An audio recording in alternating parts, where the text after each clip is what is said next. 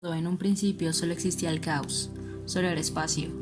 Luego, después de ese vacío, se dibuja la primera de las realidades, que limita y comienza a darle un sentido. Gea, la tierra, seguida del Tártaro, el inframundo, y Eros, el amor. Pero bajo la tierra sigue existiendo un espacio vacío donde todo era caos. Ese caos engendra el Erebo, las tinieblas, el vasto espacio subyacente en que más tarde tendrán su lugar los infiernos, y Nix, la noche. Erebo y Nix originaron al Éter y Emera, que personificaron respectivamente la luz celeste y terrestre. Con la luz, Gea cobró personalidad, comienza a engendrarse sola, y así mientras duerme surge Urano, un ser de igual extensión que ella. Urano, contemplando tiernamente a su madre desde las elevadas cumbres, derrama una lluvia fértil sobre sus hendiduras secretas, naciendo así las hierbas, flores y árboles con los animales y las aves. La lluvia sobrante hizo que corran los ríos, y al llenar de agua los lugares huecos se originan así los lagos y mares, todos ellos identificados con el nombre de titanes: Océano, Seo, Crío, Hiparión, Lápeto, Crono, y Titánides, Temis, Rea, Tetis, Tea, Nemocine y Febe. De ellos descienden los demás dioses y hombres. Urano y Gea crean otros hijos de horrible aspecto, los tres cíclopes primitivos, llamados Arges, Estéropes y Brontes, quienes representaban el rayo, el relámpago y el trueno. Finalmente engendraron a los Centímanos, tres hermanos con 50 cabezas y brazos cada uno: Coto, Briadero y Giges.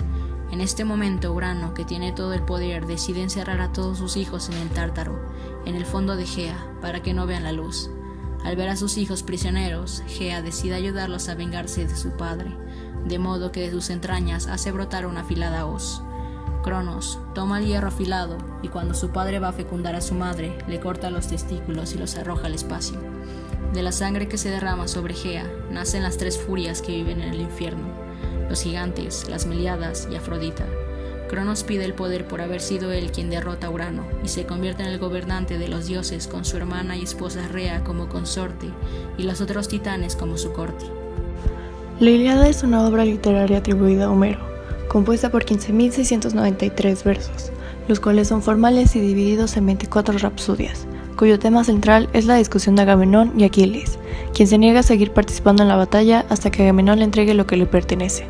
Asimismo, el lenguaje utilizado en este poema es elevado a través de la métrica del hexámetro. Si hablamos de contexto histórico, dicha obra se encuentra localizada dentro de la guerra de Troya en la era del Bronce. Homero hace una descripción detallada de toda la ciudad y sus alrededores, ubicada cerca del monte Ida hacia el noroeste de la actual Turquía. Esta epopeya se destaca por dos elementos principales. El primero es su lenguaje poético, que sirve de base su argumento y construye la poesía de improvisación oral, la cual era muy usada en la época micénica. El segundo elemento es la secuencia sintáctica y semántica. Dentro de este poema se encuentran valores como la ambición, la cobardía, la avaricia, la deslealtad, la valentía, el dolor, la astucia, entre otros. De igual manera, se usan muchos epítetos para referirse a los personajes. De igual manera, la Odisea se escribió alrededor del año 700 a.C. por Homero. El poema se publicó alrededor de 500 años antes, cerca de 1200 a.C. El autor se imagina esta época como una edad de oro en la que los reyes gozan de una riqueza maravillosa, los guerreros poseen una fuerza casi sobrehumana, las mujeres son sobrenaturalmente hermosas y los dioses marchan entre los humanos. Representa una historia exaltada del viaje de un héroe guerrero y los tratos con los dioses, narrados en una estructura poética formal. La Odisea tuvo la mayor influencia en la poesía épica occidental y creó varias convenciones que se repiten en otras épicas griegas y latinas. Una de esas conformidades es su forma poética, el hexámetro dactílico, una forma de poesía en la que a una larga sílaba le siguen dos cortas. Otra convención es el uso repetido de las mismas frases y descripciones breves, llamadas epítetos, a lo largo del poema. El estilo serio, elevado y repetitivo de la Odisea es en gran parte el resultado de su historia como parte de una práctica oral que es anterior a la escritura. Homero incluye elementos de fórmula que habrían sido fundamentales para la interpretación oral para conservar al público involucrado y ayudar a la persona que efectúa el poema a recordar las líneas. Mencionando ahora al teatro griego, fue pionero en representaciones teatrales, las que se desarrollaban al aire libre, con danzas y música, en festivales religiosos en honor al dios Dioniso.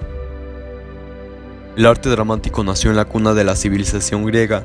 En un principio, alrededor del siglo V a.de nuestra era, se trataba más de una serie de representaciones de carácter religioso que de la puesta en escena de relatos o poemas. El teatro comenzó como rituales de campesinos y pastores para honrar a Dioniso, dios de la agricultura y del vino. Se trataba de cantos corales que imitaban a los animales y los ruidos del bosque, donde moraba este dios ajeno al panteón oficial. En la Grecia antigua, la palabra teatro se refería al sitio en donde se encontraban los espectadores. La orquesta era el lugar en donde se interpretaban los instrumentos, se cantaba y danzaba, y el proscenio era donde actuaban los integrantes de la obra, con los párodos, las puertas a la derecha e izquierda del escenario. A partir de estas fiestas rituales surge la tragedia y la comedia del teatro clásico, cultura teatral de la antigua Grecia entre los siglos V y III a.C.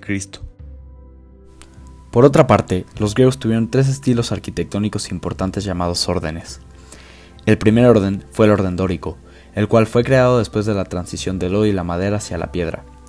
Este estilo tiene como principal característica la utilización de columnas con un diseño bastante plano, las cuales descansan directamente en el templo sin tener una base que las conecte. Eran bastante gruesas y sin duda alguna fue lo que definió a este orden. El segundo orden fue el jónico, el cual se formó a mediados del siglo XI a.C. en una zona de lo que actualmente es Turquía, pero en esos tiempos fue donde se habían establecido diversos poblados griegos. Este estilo, al contrario del dórico, sí presentaba soportes en las columnas de los templos y edificaciones. Se acostumbraba a adornar las bases con tallados artísticos que imitaban las formas de los pergaminos.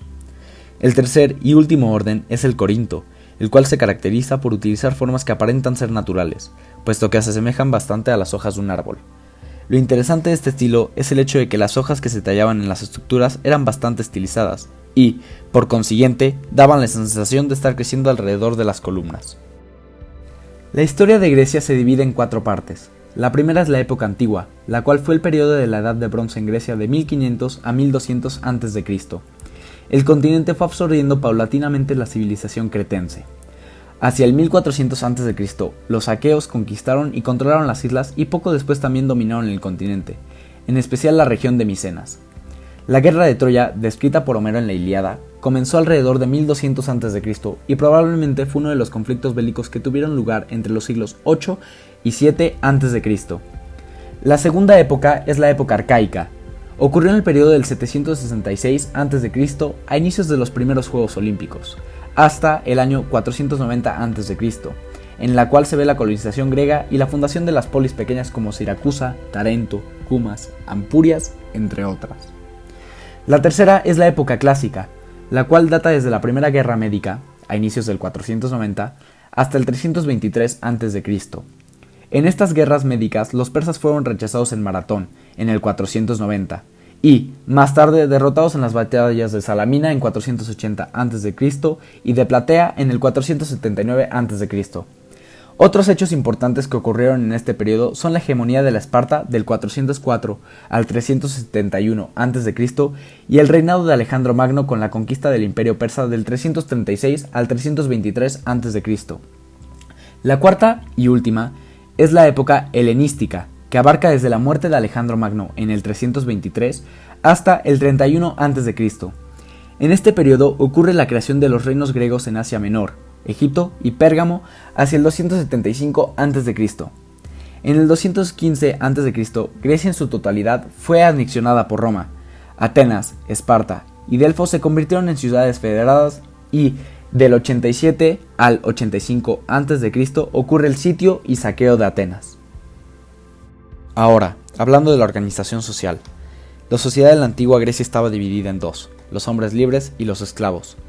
Los hombres libres gozaban de este estatus debido a su condición económica y alto nivel educativo. No se les permitía maltratar a los esclavos, pero sí liberarlos como incentivo para que mejoraran en su trabajo. Los esclavos no poseían ninguna clase de influencia en la sociedad. Por otra parte, no solo servían como peones, sino que también existían los esclavos públicos, los cuales prestaban sus servicios al templo de alguna de las deidades o eran entrenados para reconocer monedas falsas. Finalmente, otra parte importante en la organización social de la antigua Grecia era la división en las enseñanzas para los hombres y para las mujeres.